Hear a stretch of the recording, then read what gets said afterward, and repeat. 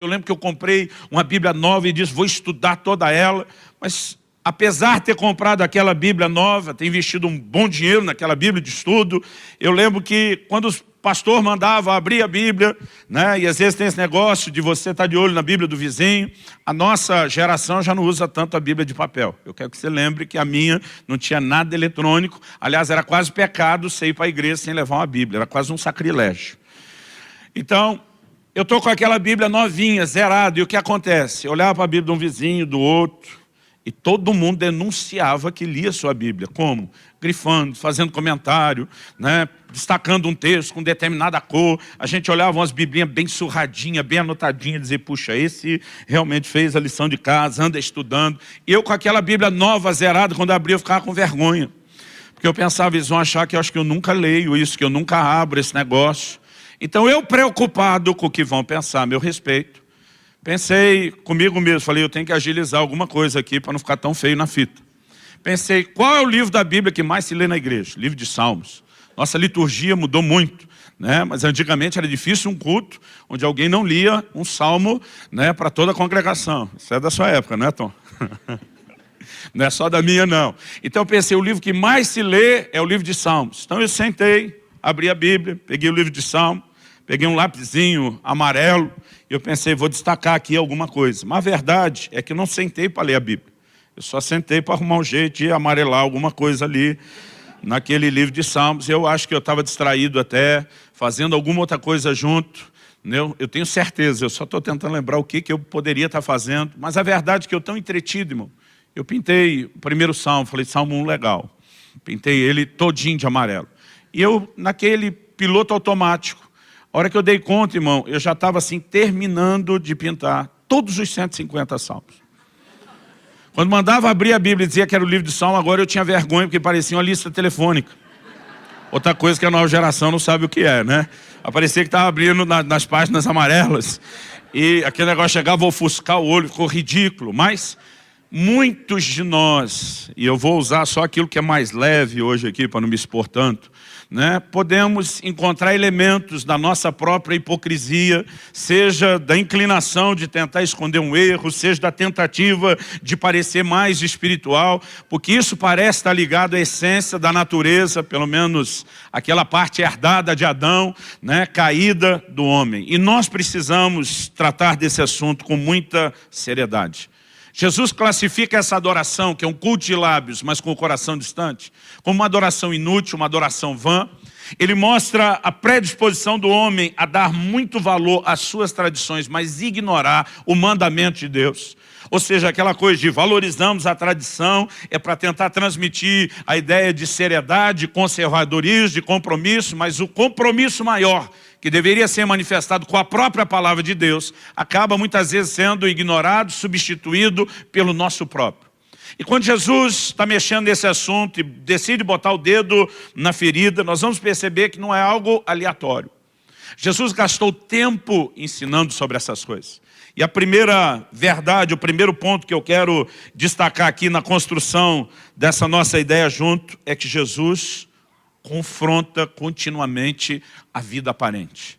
Você pode repetir isso comigo, só para te ajudar a lembrar? Diga, Jesus confronta a vida aparente. Abre sua Bíblia, vamos ler alguns textos. Abre sua Bíblia comigo em Mateus, no capítulo 6. Evangelho de Mateus, capítulo 6.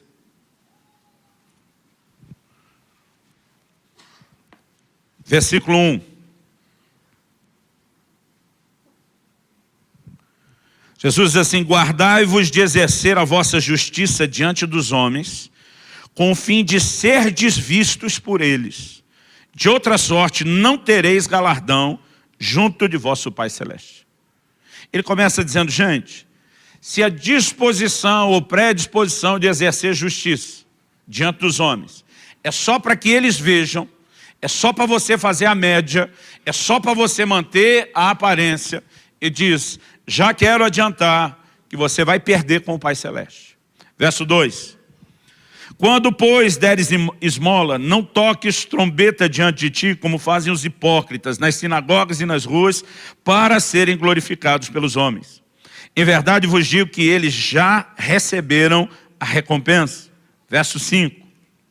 de Mateus 6.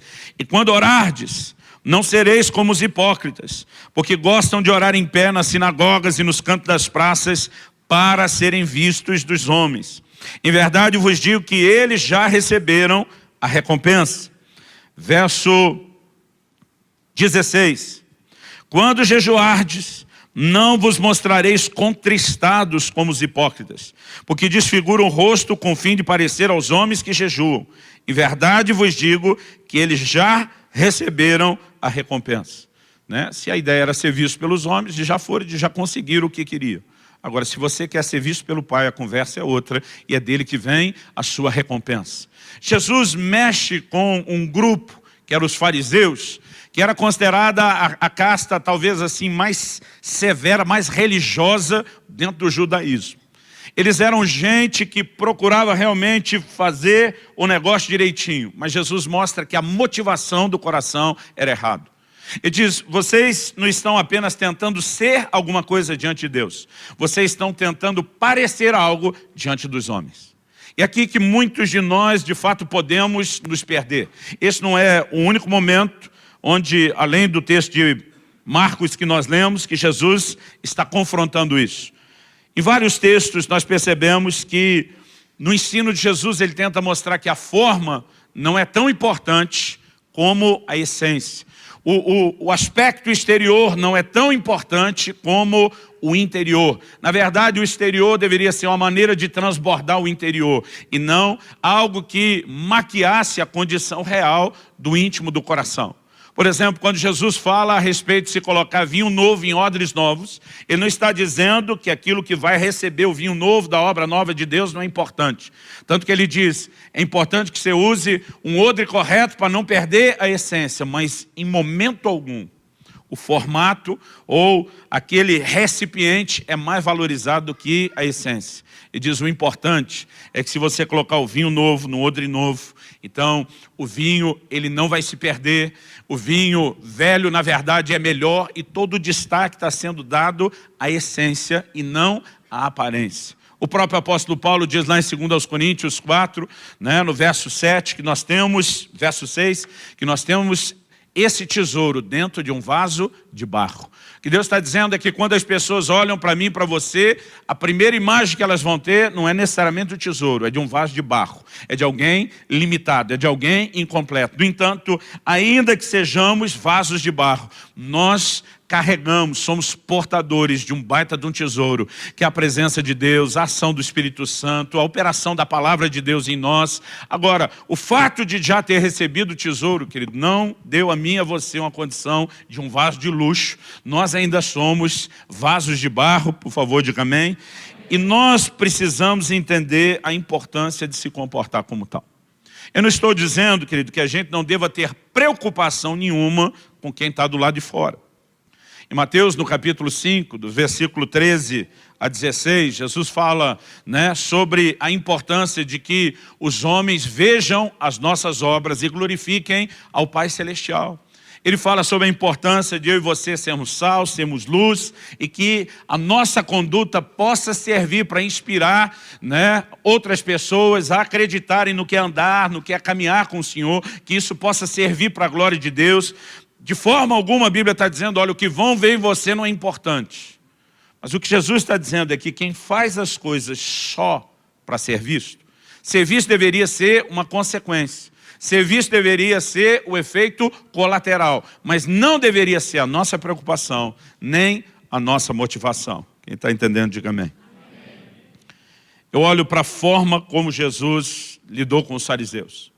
No Evangelho de Mateus, no capítulo 12, no versículo 7, eles começam a discutir elementos que envolviam, obviamente, essa predisposição deles de como lidar com as coisas.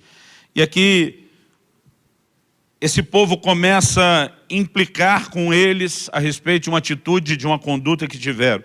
No versículo 7 e 8 de Mateus 12, Jesus diz assim, mas se soubesse o que significa, misericórdia quero e não holocaustos, não teríeis condenado inocentes. A discussão toda estava em torno de guardarem o sábado, porque Jesus passa com seus discípulos, né, no dia de sábado, através de um campo, Eles colhem algumas espigas, eles comem, e aí todo mundo começa a discutir aquilo que eles fizeram e o que estava transparecendo. Jesus mostra que a preocupação dele, muito mais do que só o aspecto exterior da obediência, é que houvesse um coração que de fato tivesse a percepção da natureza de Deus, da essência da relação com Deus. Ele diz, se vocês soubessem o que significa misericórdia quero e não holocausto, ele está citando algo da lei, ele diz, não teriam condenados inocentes. Eu percebo a forma como Jesus lutou contra toda uma estrutura, contra todo um sistema religioso. Na verdade, você vai perceber que ainda que os fariseus, por exemplo, fossem o grupo religioso dentro do judaísmo mais severo, que nós poderíamos chamar hoje, né, numa linguagem de hoje, dos beatos, dos carolas, daqueles que se dedicavam, foram aqueles que talvez mais foram confrontados por Jesus. Por exemplo, em Mateus 16, dá uma olhadinha comigo, nós vemos Jesus falando para os discípulos, Mateus capítulo 16, leia comigo do versículo 5 até o 7. Ora, tendo os discípulos passado para o outro lado, esqueceram-se de levar pão. E Jesus lhes disse, vede, acautelai-vos do fermento dos fariseus e dos saduceus. Eles, porém, discorriam entre si, dizendo, é porque não trouxemos pão. Eles levam o que Jesus falou sobre fermento no literal. Mas dá uma olhadinha comigo no versículo 11. E diz, como não compreendeis que não vos falei a respeito de pães? E sim, acautelai-vos do fermento dos fariseus e dos saduceus. 12. Então entenderam que não lhes dissera que se acautelasse do fermento dos pães, mas da doutrina dos fariseus e dos saduceus. Jesus chama isso de fermento. Por quê, irmão? Porque o fermento, ele produz uma influência progressiva. Então Jesus está dizendo, vocês têm que guardar o coração disso. Quem eram os fariseus e os saduceus? Não só eram os grupos religiosos de maior destaque, mas é aqueles que tinham voz, é aqueles que determinavam o trilho, a maneira como as coisas iriam acontecer, e ele estava o tempo todo dizendo, eu não quero a reprodução desse sistema religioso na vida de vocês. Eu não quero vocês focados somente na aparência.